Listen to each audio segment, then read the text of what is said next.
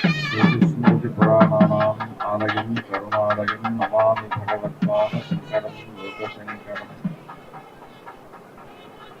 यज्ञानसुखस्वरूपममलं क्षीराब्धिमध्यस्थितम् योगारूढमतिप्रसन्नवदनं भूषा सहस्रोज्ज्वलम् वृक्षं चक्रपिनाकसाभयकरान् बिभ्राणमद्गच्छतिम् क्षत्रीभूतमनीन्द्रं लक्ष्मीन्द्रसिंहं भजे नारायणसमारम्भां व्यासशङ्करमध्यमाम् अस्मदाचार्यपर्यन्तां वन्दे गुरुपरम्पराम् श्रीगुरुभ्यो नमः। हरिः ओम्।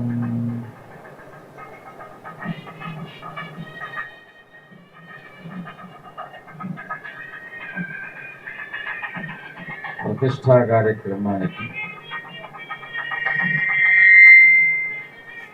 సుముహూర్తంలో యంత్ర ప్రతిష్ఠ జరిగి తర్వాత విగ్రహ ప్రతిష్ఠ, ప్రాణ ప్రతిష్ఠ, నిత్యము ఆరాధించుకోవటానికి స్వామివారిని పరిపూర్ణంగా వైదికానుగ్రహ సంపత్తితో మనం దర్శించుకోవటానికి ఇంకా కాసేపు సమయం ఉన్నందున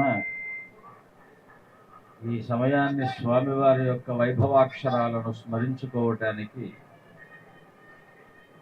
మనకిచ్చినటువంటి మహదవకాశం ఈ ప్రతిష్ట యంత్రానికి పూర్వం ఉన్నటువంటి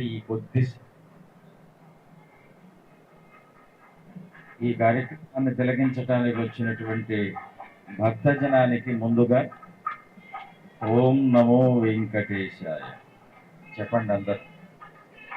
ఓం నమో వెంకటేశాయ, ఓం నమో వెంకటేశాయ.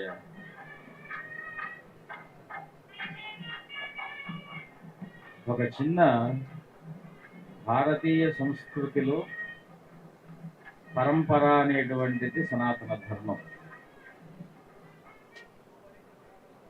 తల్లి పిల్లవాడికి అక్షరాలు దిద్దిస్తుంది, ఆ ఇత్యాదులన్నీ. తర్వాత చిన్న చిన్న పదాలు చెప్పిస్తుంది. అమ్మ, ఆవు, ఇల్లు, దేవుడు, నాన్న, తాత. తండ్రి విద్యావంతుడై పిల్లల్ని దగ్గర తీసుకున్నప్పుడు కాసిని అమ్మ అక్షరాన్ని పలికిస్తుంది, పదాలను పలికిస్తే తండ్రి అయినటువంటి ఆయన శ్లోకాలను, కాస్త ఏదైనా పద్యాలను, స్తోత్రాలను ఇట్లాంటివి చిన్నగా ప్రారంభం చేసి పిల్లవాడికి అభ్యాసంలో తీసుకొస్తారు. తాతలు అమ్మమ్మలు వీరున్నారనుకోండి, వారు మనవాడిని దగ్గర పెట్టుకొని మంచి కథలు చెప్తూ ఉంటారు. ఇవన్నీ బాల్యంలో నిజానికి విద్యాభ్యాసం అనేటువంటిది పాఠశాలకు వెళ్ళి నేర్చుకునేటువంటిది కేవలం విజ్ఞానం. కానీ విద్య అనేటువంటిది తెలియకుండా మైమరుస్తూ నేర్చుకునేటువంటి దానిని విద్య అంటారు. చూడండి, గురువు ఇచ్చేటువంటి మంత్రం ఇంతే ఉంటుంది. 4 అక్షరాలు, 5 అక్షరాలు, 8 అక్షరాలు, 9 అక్షరాలు, 10 అక్షరాలు. కానీ దానిని మనం ఏమంటున్నాము అంటే విద్య అంటున్నాం. అధ్యయనం వేరు, విద్యా అధ్యయనం వేరు, విద్యాభ్యాసం వేరు. అధ్యయనం చేసినంత విద్య కాదు. అభ్యాసంతో కూడుకున్నటువంటి విద్య, లోకానికి ఉపయోగపడేటువంటి విద్య ఏదైతే ఉన్నదో దానిని మనం నిజమైనటువంటి విద్యగా కీర్తించాలి. అందుకే విద్యాంచ అవిద్యాంచ యస్తద్వేదోపయగుం సహా ఉపనిషత్వాక్యం. రెండో విద్యలేనయ్యా, విద్యాంచ అవిద్యాంచ. నీకు ఏదైతే అసలైనటువంటిది తెలుసుకోకుండా నువ్వు విద్యను అభ్యసిస్తున్నావో అదంతా అవిద్య కిందకే లెక్క, దాంట్లో సందేహం లేదు. నాస్తికులు ఎన్ని రకాలు ఉన్నారు అని ఒక చిన్న ప్రశ్న. ఎంతమంది నాస్తికులు ఉన్నారు అంటే ప్రపంచమంతా నాస్తికులే ఉన్నారు అని ఒక ఆయన అన్నాడు. అదేమిటండి, ఉంటారు కదా నాస్తికులు, ఇక్కడ కూర్చున్న భగవద్భక్తితోనే కూర్చున్నాం, భగవంతుణ్ణి ఆరాధించడానికే కూర్చున్నాం. మరి మా భక్తిలో నాస్తికత కనిపిస్తుందా మీకు అంటే, నీ కొరకు భగవంతుణ్ణి ఎప్పుడైతే వాడుకోవాలి అని చూస్తావో అప్పుడు నువ్వు నాస్తికుడవి అన్నారు. భగవంతుడి కొరకు నువ్వు ఉపయోగపడాలి అని నువ్వు ఎప్పుడైతే చూస్తావో అప్పుడు నువ్వు నిజమైనటువంటి ఆస్తికుడవి అన్నారు. విద్య కూడా అంతే. విద్యలో ఉన్నటువంటి సరైనటువంటి అర్థాన్ని అవబోధపరుచుకోకుండా, అలవాటు చేసుకోకుండా, విద్యను అభ్యసించినటువంటి కారణం చేత నేను విద్యావంతుంటే అంతకంటే అవిద్య. అందుకే అక్షరసారం ఏం చెప్తున్నది, ఉన్న సకల విద్యల యొక్క అక్షరసారాన్ని మూడింటిగా విభజన చేశారు. ఒకటి, యుగ ధర్మాన్ని బట్టి అవి మారుతూ ఉన్నప్పటికీ కూడా ప్రపంచంలో 1 5, 2 8, 3 12 అన్నారు. పంచభూతాలు, అష్టైశ్వర్యాలు, 12 అంగాలు, 12 అంగాలు, 12 అంగస్థలానివై ఈ దేహానికి 12 అంగాలు. పాదము, జంఘము, ఊరుస్థానము, కటిస్థానము, నాభిస్థానము, హృదయస్థానము, కంఠస్థానము, ముఖము, నాసిక, నేత్రము, శిరస్సు, 12 స్థానాలు. దీనికి ఒక మంత్రం ఉన్నది. అది భాగవతంలో ప్రతి ఒక్కరూ కూడా ఆ మంత్రాన్ని ఉపదేశింపబడి భాగవతోత్తములుగా మారారట. ప్రహ్లాదుడికి నారదుడు ఉపదేశించినటువంటి మంత్రము, ధ్రువుడికి నారదుడు ఉపదేశించినటువంటి మంత్రము, అజామిలోపాఖ్యానంలో అజామిలుడు ఉచ్చరించినటువంటి మంత్రము, గజేంద్ర మోక్షంలో గజేంద్రము స్మరించినటువంటి మంత్రము, ఇక భాగవతంలో అత్యంత రసాస్వాదంతో కూడుకున్నటువంటి కృష్ణ పర్వంలో గోపికలందరూ తరించినటువంటి మంత్రం ఏమిటి అంటే 12 అక్షరం. ఓం నమో భగవతే వాసుదేవాయ. ఇది ఆది బ్రహ్మస్వరూపమైనటువంటి మంత్రమట. పరబ్రహ్మ అనేటువంటి పదంలో చూడండి ఎందుకు ఈ వ్యాఖ్యానం మనం తేవాల్సి వచ్చింది అంటే, ఓం నమో భగవతే వాసుదేవాయ. మనమంతా ఎవరం? వాసుదేవుడి యొక్క సంతానం. సంతానము అని మనం అర్థం కావటానికి ప్రతిరూపాలం. అంటే వాసుదేవుడి యొక్క పరిపూర్ణమైనటువంటి అంశాలు లోకంలో చరిస్తే ఎలా ఉంటుంది? వారందరినీ కూడా ప్రజా అన్నారు. ఇప్పుడు మనం ఏ సంస్థానంలో ఉన్నామండి ఈ కార్యక్రమం చేసుకోవడానికి? వాసవి శ్రీనిలయంలో ఉన్నాం. అంటే ఇక్కడికి వాసుదేవుడు వాసవి అమ్మవారి రూపంలో ఆ శ్రీ నిలయంగా మారిపోతూ ఉన్నది. ఇంతకు ముందు వాసవి అనేటువంటి అంటే వ్యాకరణాంశంలో వసుదేవుడు అంటే దేవుడి యొక్క కుమారుడు దేవుడు. వాసవి అన్నాం అనుకోండి, వసుదేవుడి యొక్క కుమార్తె అయినటువంటి స్త్రీ. వసుదేవస్య అపత్యం స్త్రీ, లేదంటే వసోహు అపత్యం స్త్రీ. వసువు యొక్క కుమార్తె. వసువు అంటే సాక్షాత్తు మహావిష్ణువు. అష్టవసువులు కూడా వారే. ఎందుకంటే వారి యొక్క స్వరూపంలో ఉన్నటువంటి దేవతలు అగ్ని రూపంలో ఉన్నారట. అందుకే మనకు ఋగ్వేదం ప్రారంభం అగ్నినే కీర్తిస్తున్నది. పరమాత్మ ముందుగా అగ్నినే సృష్టించాడు. అది ఎలా ఉన్నది అంటే, లోకంలో అందరి యొక్క స్వరూపము తానై ఉన్నది, తానే అందరి స్వరూపాన్ని పొంది ఉన్నటువంటిది. అందుకే ఈ దేహాన్ని ఎందుకు పరమాత్మ సృజించాడు అంటే, ఒకటే విషయం మనం ఇక్కడ గుర్తు తెచ్చుకోవాలి. ఈ మోహాంధకార రూపమైనటువంటి ఈ యొక్క దేహాన్ని వదిలించుకొని పరమాత్మ స్వరూపాన్ని పొందటానికి ఈ దేహము కల్పింపబడినది. మరి ఈ దేహం ఎందుకంటే కల్పించడం? ఒకవేళ తనే పరమాత్మ అయినప్పుడు మళ్ళీ దేహం యొక్క ఆవశ్యకత ఏముంది మనకు? కాకపోతే ఇక్కడ ఒక చిన్న వేదాంత విషయాన్ని చెప్పుకోవాలి అంటే సమయం బాగా పడుతుంది, కానీ ఒకటే చెప్పుకోవాలి. ఆయన యొక్క దేహంలో ఆయన యొక్క శక్తి అయినటువంటి మాయకు కొన్ని పదార్థములు గురవుతూ ఉంటాయట. వేదాంత శాస్త్రంలో మనకు ఒక మాట చెప్తోంది, అద్వైతము ద్వైతం లేనటువంటిది, ద్వితీయం లేనటువంటిది, ఉన్నది ఒకటే. కానీ భావన భేదము చేత అనేకంగా భాషిస్తూ ఉన్నది. దేహమే పరమాత్మ. మరి దేహమే పరమాత్మ అంటే కాదండి, ఈ దేహము కేవలం సాధనమే. దేహంలో మనస్సు అనేది ఒకటి ఉన్నది, అది పరమాత్మగా భావించాలి. మరి దానికి పరమాత్మ ఎందుకు స్థితమైనటువంటి ప్రజ్ఞ ఎందుకు లేదు అంటే దానికి మోహావేశములు ఇంద్రియముల వల్ల కలుగుతున్నాయి కనుక. మరి ఇంద్రియములు పరమాత్మన అంటే కాదు, ఎందుకంటే అది మనస్సేత సంచాలితం జరుగుతున్నది కనుక. మరి ఈ రెండిటికి కూడా నియంత్రణ చేసే శక్తి ఏదైనా ఉన్నది అంటే అది బుద్ధి అనేటువంటిది ఇంకొక గుణాన్ని పెట్టారట. ఆ బుద్ధి అభ్యాసం వలన, విద్యాభ్యాసము వలన, గురువు దగ్గర శుశ్రూష చేత విద్యాభ్యాసము వలన, నిజమైనటువంటి అర్ధ పరమాత్మ తత్వాలను అర్థం చేసుకున్నటువంటి విద్యాభ్యాసం వలన ఈ మనసుకు స్థిరత్వాన్ని కలగజేస్తే, ఈ మనసు ఇంద్రియాలకు స్థిరత్వాన్ని కలగజేసి అహం బ్రహ్మాస్మి అనేటువంటి ప్రజ్ఞానాన్ని కలగజేస్తుంది. ఆ సాధన చెయ్యాలి మనం. కలియుగంలో సాధ్యపడే విషయం కాదు. ఎందుకు అంటే అనేక విషయములు పూర్వకాలంలో ఇన్ని మనకు ఉపకరణాలు లేవు, వాహనాలు లేవు, కావలసినటువంటి సౌలభ్యాలన్నీ చేతికి అందుబాటులో ఉండేటువంటి అవకాశాలు లేవు. ఒక చిన్న కూరగాయ కావాలన్నా ఇంటి దొడ్లోనూ లేకపోతే బయట పండించుకొని తినాల్సిందే తప్ప కొట్లో కొనుక్కొని తినేటువంటి పరిస్థితి పూర్వం లేదు. ఏ చిన్న యాజ్ఞికం చెయ్యాలన్నా ఎక్కడి నుంచినో పండించుకొని అత్యంత శ్రమతో కూడుకున్నటువంటిది. ఇంత సులభోపాయంగా ప్రతిష్టా కార్యక్రమాలన్నీ జరిగేటువంటి కాలం. కానీ ఈనాడు మనకున్నటువంటి ఉపకరణాలే ఒక పురుషార్థానికి కారణము, ఒక లోభానికి కూడా కారణం. ఈరోజు మనం ఇక్కడ రావడానికి కార్లలో సులువుగా వచ్చేస్తున్నాం. అదే ఇక్కడ ఇంత గొప్పగా ప్రతిష్టా కార్యం జరుగుతోంది అని భాగ్యనగరానికి అంతా తెలిసినా రావటానికి చాలా శ్రమపడే కాలం పూర్వం.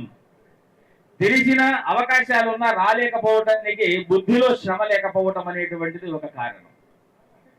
చూడండి, ఎంతమందికి నుదుటిన ఏ రాత రాస్తే ఆ రాత మాత్రమే అది లభిస్తుంది, ఫలిస్తుంది. పరమాత్మ యొక్క అనుగ్రహం మన మీద ఉన్నది, అందులో మా మీద విశేషంగా ఉన్నది. ఎందుకంటే ఒక 3 రోజుల క్రిందటే మాకు ఇక్కడ వెంకటేశ్వర స్వామి వారి యొక్క అలిమేలవంగా సమేత వెంకటేశ్వర స్వామి వారి యొక్క దివ్య వైభవ ప్రతిష్టా కార్యం జరుగుతున్నది అనేటువంటి విషయం పండితుల ద్వారా సూచింపబడి స్వామివారు వస్తే బాగుంటుంది అనేటువంటి వార్త వినగానే ఆనందించాం. స్వామివారి దృష్టి మా మీద పడింది. ఏమండి? అదే అద్భుతంగా. ఎందుకంటే ఎక్కడెక్కడే ఉన్నటువంటి వారికి మనకు అసలు స్మృతి పథంలోనే విషయం లేదు. స్వామివారి దృష్టి మన మీద ఉన్నది అంటే ఇంతకంటే కలియుగంలో భగవద్ దృష్టిని అంత ధైర్యంగా భావింపగలిగినటువంటి సంపద, అంతకంటే సంపద ఇంకొకటి కలదా? అందుకే మనమందరం అదృష్టవంతులం. అందుకే మనం ఏం చెప్పాలి స్వామివారికి? మీరు నగలిచ్చినా, బంగారం ఇచ్చినా, ఎంత స్థలం ఇచ్చినా, కొండంత దేవాలయం కట్టినా కూడా భగవంతుడు భక్తుడి నుంచి కోరుకునేటువంటిది ఒకటే, నీ నామాన్ని నాకు అర్పించమన్నాడు. ఏ నామాన్ని? నీ కంఠంలో ఉన్నటువంటి శబ్దశక్తిని నాకు అర్పించయ్యా. దాన్నే ఓం నమో వెంకటేశాయ. వాసవి నిలయంలో వసుదేవుడు కలియుగంలో ఎలాగా ఉన్నాడు అంటే వెంకటేశ్వర స్వరూపంలో ఉన్నాడు. అందుకే నామస్మరణాత్ అన్యోపాయం నహి పశ్యామో భవతరణే. ఈరోజు ఇన్ని కార్యక్రమాలు మనం ఇక్కడ చేస్తూ ఉన్నాం. ఇవన్నీ పుణ్యాన్ని తెచ్చి పెడతాయి. పుణ్యం వేరు, మానసిక క్లేశాన్ని తెంచేటువంటి పరిస్థితి వేరు. పుణ్యం వేరు, భయాన్ని పోగొట్టేటువంటి తరుణం వేరు. పుణ్యం వేరు, ఆ పుణ్యాన్ని సాధించి ఆ పుణ్యము కూడా జ్ఞానానికి ఉపయోగపడేటువంటి ఉపకరణము వేరు. డబ్బు ఉన్నది పుణ్యం, అర్థం మంచి భార్య ఉన్నది, మంచి కుటుంబం ఉన్నది, ఇదంతా పుణ్యం. ఇది లోకం ఉపయోగపడేట్టుగా మనకు ఆలోచన రావాలి. ఇది యోగం. పుణ్యాలన్నీ యోగాలు కాలేవు, యోగములన్నీ పుణ్యాలు కాలేవు. ఒక కార్యక్రమాన్ని మనం పుణ్య విశేష కార్యక్రమంగా మారుస్తున్నాము అంటే జనానికి యోగాన్ని కలగజేస్తున్నాం. పుణ్యం వల్ల పుట్టవలసింది యోగం. కాబట్టి మనం అందరూ ఏం చేయాలి? ఋత్వికులందరూ వారి యొక్క మంత్రోచ్చారణ బలంతో ఆ పరమాత్మ యొక్క మంత్రశక్తిని యంత్రమూర్తిగాను శిలామూర్తిగాను స్థాపన చేసి మనకందరికీ కూడా దివ్యమైనటువంటి యోగాన్ని కలగజేస్తున్నారు.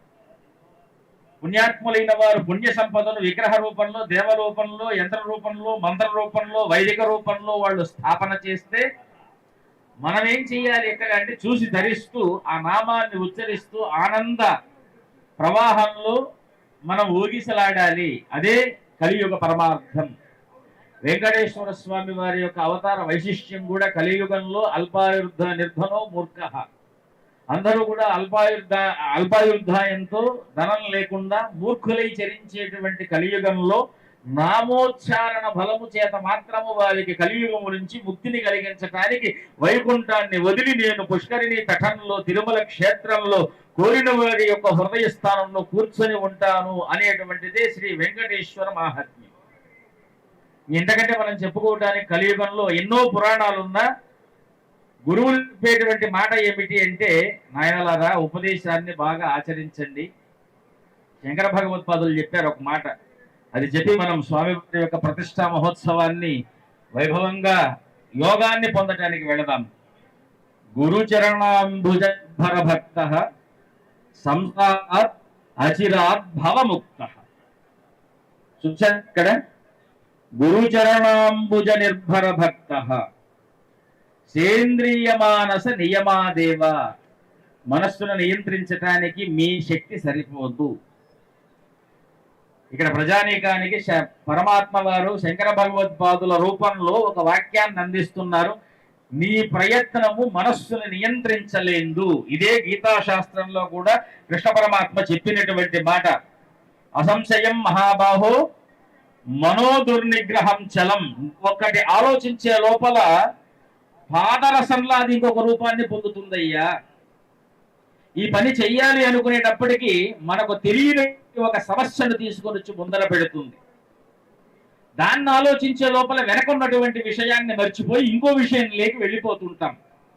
చిట్ట చివరికి అనేక అంశాలు మనస్సులంతా వ్యాప్తమై ఆలోచించటమే ఆపేస్తాం. చూడండి, సైకాలజీ అనేటువంటిది 700 శ్లోకాల భగవద్గీతను చదివితే మీ ఇంటర్నల్ సైకాలజీ ఏమిటో మీకు అర్థమైపోతుంది. దాన్నే భగవద్గీత అన్నారు. భగవంతుడు అంటే లోపల ఉన్నటువంటి బలం. ఆయన ఆ మనస్సుకు అలవాటు చేసేటువంటి భగవద్గీత అని మనం అంటున్నాం. దాన్ని పిల్లలకు అలవాటు చేయిస్తే ఏలో ఎలా ప్రవర్తించాలి అనేటువంటి విషయాన్ని వాళ్ళు సారభూతంగా తెలుసుకున్న వారే లోకానికి ఏది అందివాలో దాన్ని మార్చగలిగినటువంటి పౌరులు అవుతారు. దానికే భగవద్గీత సామర్థ్యం.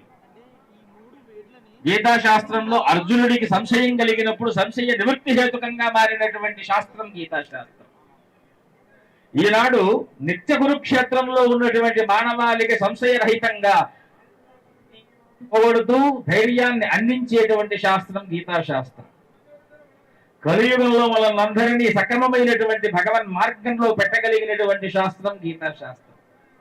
అందుకే గీతాశాస్త్రానికి ప్రాచుర్యం పెరుగుతూ ఉన్నది. అందులో శంకర భగవత్పాదులు చెప్పినటువంటి మాట 700 శ్లోకాలు నిరంతరం పారాయణ చెయ్యాలి అంటే 3-4 గంటలు పడుతుంది. ఏం చెయ్యాలి అంటే, నాయన ఏం అక్కర్లేదు, ఆ విష్ణువు యొక్క పాదాలను కలిగినటువంటి జలాన్ని గంగా జలలవ కణికాపీత భగవద్గీత కించిదర్గీత క్షేత్రే కురుక్షేత్రే సమవేతోత్సవ మామగా పాండవాశ్చైవ కిమ కుర్వత సంజయ అని చదువుకుంటూ ఆ పుస్తకాన్ని అక్కడ మూసిపెట్టి ఈ యొక్క అక్షర పారాయణ చేత నాకు భగవద్గీత పారాయణ ఫలం లభించాలి అంటే నీ శ్రద్ధకు పరమాత్మ తప్పకుండా దాన్ని ఇస్తాడట. ఇది చేయటానికి ముందేం గంగాజలవ కణికాపీత. గంగాజలం అంటే ఏమిటి? నిజానికి కాశీ బద్రీనాథ్ క్షేత్రంలో ప్రవహించేటువంటిది గంగాజల నది. కానీ విష్ణు పాదోద్భవి గంగా అని శాస్త్రం ఉన్నది. ఈవేళ అక్కడ స్వామివారిని వెంకటేశ్వర స్వామి వారిని మనం ప్రతిష్ఠ చేసుకొని ఆ పాలను అర్చించినటువంటి ఒక్క బిందువు జలాన్ని మీరు రోజు తాగి చూడండి. దేవాలయంలో ఒక్క శ్లోకం భగవద్గీత పారాయణ చేసి చూడండి. సకృదపి ఏన మురారి సమర్చ. మీకు ఎప్పుడైనా కష్టం వచ్చినప్పుడు కష్టం నుంచి గట్టెక్కించడానికి మనుషుని వెతుకుతామే తప్పితే ఈ మనుషుల్ని సృష్టించినటువంటి ఆ అమానుష శక్తిని మనం ఆలోచించే ప్రయత్నం ఎవరైనా చేస్తామా? అప్పుడు ఒక్క 24 గంటలు సకృత్ ఒక్కసారి, లేదంటే సదా సర్వకాల సర్వావస్థల యందు ఈ దేహము నీదేనయ్యా, ఈ లోపల ఎవరు లేరు, అనన్యా చింతయంతో మాం ఏ జనా పర్యుపాసతే, నువ్వు తప్ప నాకు ఇంకొక దిక్కు లేదు అనేటువంటి వారి యొక్క యోగక్షేమములు నేను వహిస్తాను అని పరమాత్మ చెప్తున్నాడు. ఈవేళ ఎంతమంది తపఫలమో ఇక్కడ స్వామివారు వెలయటానికి వారి మనస్సంకల్ప ఫలం. ఇది సాధారణంగా ఒక క్షేత్రంలో పరమాత్మ వెలియాలి అంటే అక్కడ ఒకరి సంకల్పంతో కాదు, ఎంతో మంది సంకల్ప ప్రభావము చేత ఒక దేవాలయం. ఆ దేవాలయంలో అద్భుతమైనటువంటి మూర్తి, సరైన వైదిక పద్ధతుల్లో క్రియాకలాపాలు, అక్కడి నుంచి ఆగమ విధానాలతో ఎక్కడ కూడా ధూప దీప నైవేద్యాలకు లోటు లేకుండా జరగవలసినటువంటి విధి విధానాలు, వచ్చినటువంటి వారి యొక్క మనస్సంకల్పం. దీనికంతా కారణం ఒక్క మహానుభావుడు తన జీవిత కాలంలో చేసుకున్నటువంటి పుణ్యాన్నంతా కూడా అక్కడికి దారపోయేటమే దీనికి ప్రధానమైనటువంటి సంకల్పం. వారి పేరేమిటి అంటే కండేశ్వరరావు గారట. యొక్క బృందం, ఆ బృందంతో సహకరించినటువంటి సైన్యం, ఇంటి పేరు కండే రమేష్ గారు, ఎర్రం విజయ్ కుమార్ గారు, వారి సతీమణులు, వాసవి శ్రీనిలయ సభ్యులు. ఎందుకంటే ఇక్కడ ఒకరి పేరే చెప్తున్నానని మీరు అనుకోకండి. విష్ణు సహస్రనామం మనం చదివే ఉన్నాం కదండి అమ్మా, అందరూ బాగా చదివే ఉంటారు విష్ణు సహస్రనామాన్ని. హరికి రూపం ఏమిటి? ఎందుకంటే శంకర భాష్యం విష్ణు సహస్రనామానికి పద్మపాదుల వారిని శంకరాచార్యుల వారు అడిగారట, సహస్రమానయ అంటే సహస్రనామాన్ని తీసుకురా అన్నారట. వారి దృష్టిలో ఏమిటి, లలితా సహస్రనామాన్ని తెమ్మని చెప్పారు. అని పద్మపాదుల వారు తీసుకువచ్చినటువంటిది విష్ణు సహస్రనామం. చూశారు, ఇదేమిటయ్యా ఇది ఇచ్చావే, నేను తెమ్మని చెప్పింది లలితా సహస్రనామం కదా, సరేలే దీనికి ఇంకొక పరమార్థం ఏమైనా ఉంటుంది పరమాత్మ కాబట్టి దీనికి సహస్రనామం రాస్తాను అని నారసింహ వపు శ్రీమాన్ కేశవ పురుషో మహా. అయిపోయింది, బయలుదేరుతాం. నారసింహ వపు శ్రీమాన్ కేశవ పురుషోత్తమ. నారసింహ వపు అంటే ఉచ్ఛ్వాస నిశ్వాసలు కలిగినటువంటి ప్రతి ఒక్క మనిషి యొక్క ముఖము విష్ణు రూపమట.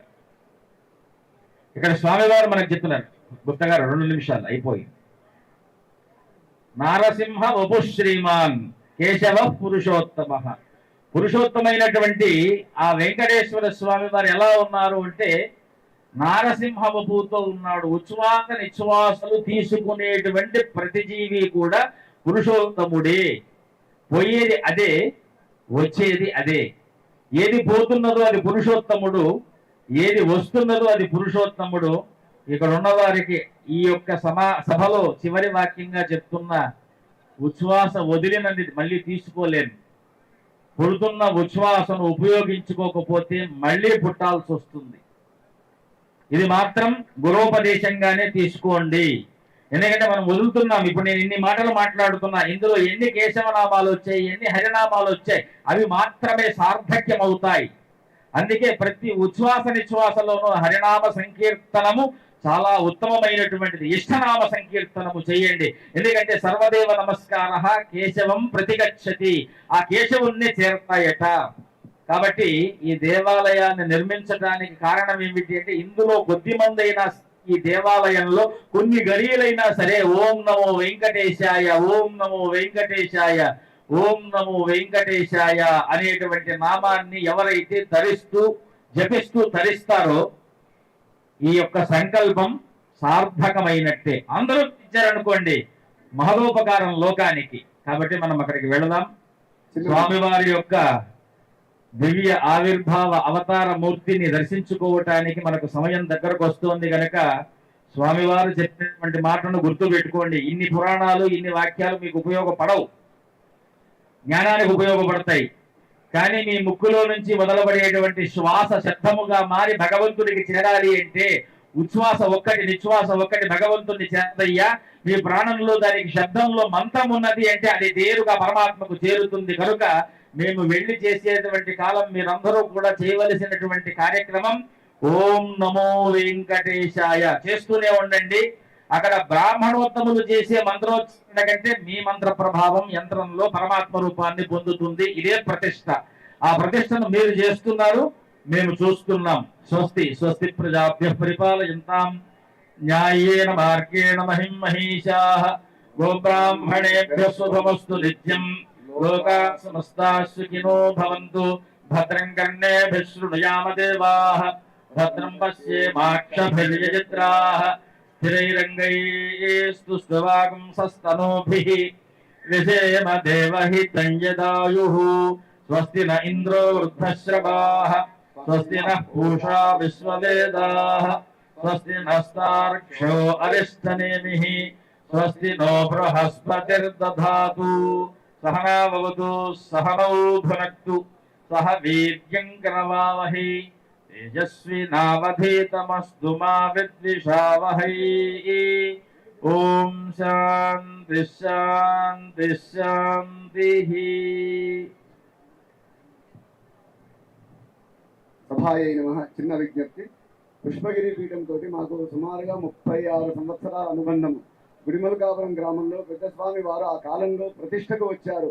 వారే నేను రారా నేను తీసుకెళ్తా, నా దగ్గర చదువుకుందువు, నా దగ్గర ఉండు అని ఆ రోజు మమ్మల్ని అడిగారు. ఆ రోజు మేము పాద పూజ చేయడం జరిగింది. అయినా సరే నీవు చాలా విశేషమైనటువంటి వ్యక్తి అవుతావరా, సమాజంలో ఉన్నత స్థానానికి వెళ్తావరా అని సంపూర్ణమైనటువంటి ఆశీస్సులు ఇచ్చారు. మళ్ళీ నేను నీ దగ్గరికి వస్తాను రాని ఆ రోజు ఆ స్వామివారు అన్నారు. ఆ స్వామివారు ఆ రోజు అన్నారు. ఈ స్వామివారు వారి వచ్చారు. పుష్పగిరి పీఠాధిపతి స్వామివారికి, పుష్పగిరి పీఠాధిపతి స్వామివారికి. ప్రతి ఒక్కరి ఆర్తి కూడా గురుస్థానం, భగవత్ స్థానం. భా అనేటువంటి శబ్దానికి కళ్ళల్లో వచ్చే తేజస్సు, ఆ తేజస్సు పెరగటానికి గ అనేటువంటి అక్షరాన్ని చేరాలి గురువు. వా అనేటువంటి దేహాన్ని పొందాలి, తా అనేటువంటి ప్రాణాన్ని పొందాలి, అంటే తరించాలి. భగవత్ శబ్దము అంటే భగవంతుడి యొక్క తేజస్సుని కళ్ళల్లో పొందడానికి గురువును ఆశ్రయించి ఈ దేహంతో తరించటమే భగవతః అనేటువంటి అర్థాన్ని మనకు అద్భుతంగా చెప్తున్న శబ్దము 4. ఈవేళ ఆ భగవంతుణ్ణి కేవలం ఇంత మాత్రమే వేగంగా సమయం తక్కువ ఉండటం చేత మనం ఈ మాత్రం తలుచుకునే అవకాశం ఇచ్చి వెంకటేశ్వర స్వామి వారి పాదాలకు మీ తరఫున మేము అనేక కోటి సాష్టాంగ దండ ప్రణామాలు చేస్తూ ఉన్నాం. ఆత్రపడకండి, ఉద్రేకపడకండి. ఎందుకంటే అక్కడికి రావాలి అనేటువంటి ఇక్కడే చూడండి, స్వామివారు ఎక్కడ చూసినా కంట్లో తేజస్సు పెరగటమే ప్రధానం. చూడటం దేనికి?